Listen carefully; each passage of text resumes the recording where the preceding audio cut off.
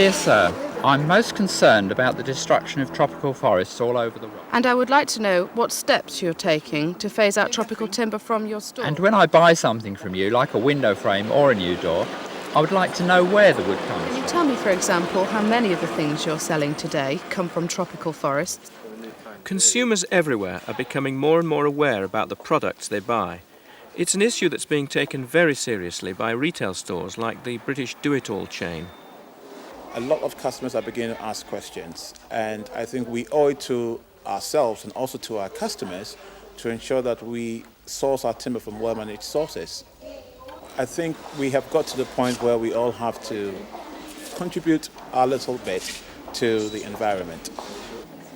Many timber products now claim to be environmentally friendly.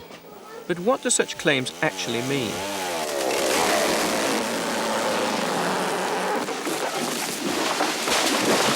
Today's logging methods originated in the days when forest resources were apparently unlimited, with little or no thought given to the damage caused.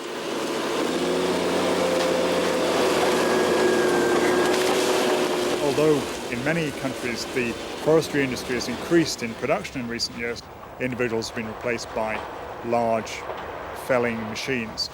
And it's also changed in that it's become much more global in its reach. And you'll find one company based, say, in Europe working in many different continents, American companies stretching out all over the world.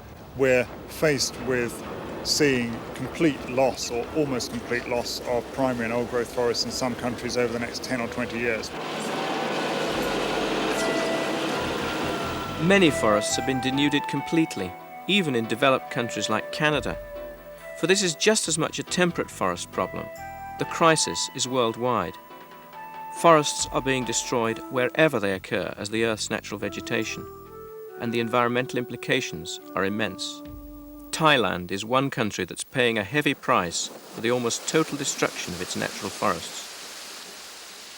5 years ago, floods poured down from denuded hills, devastating 2 southern provinces, destroying whole villages and killing nearly 1,000 people. A vast area was inundated for weeks. In other places, deforestation has resulted in droughts and famine. 5 years ago, this was a state-reserved forest. Now it's classified as degraded forest land, typical of areas cleared for agriculture, road building, or by the timber industry. One effect of forest loss has been to increase the price of hardwood products, like the solid teak doors that are so popular throughout Thailand. Has the price made any difference, or are you selling the same amount as before? We sell more because people think wood is getting less, so people are trying to keep them.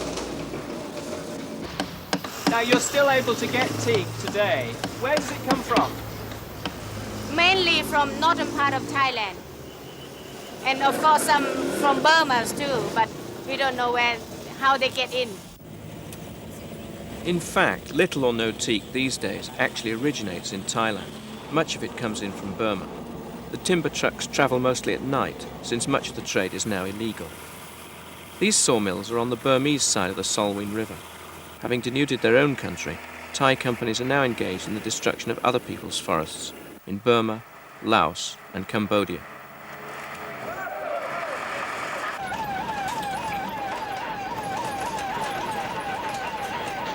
A raid by armed police on an illegal logging operation in eastern Thailand. With so little standing forest left, there's now a complete ban on logging throughout the country, and at least some infringements of the law are now controlled and the raids publicised.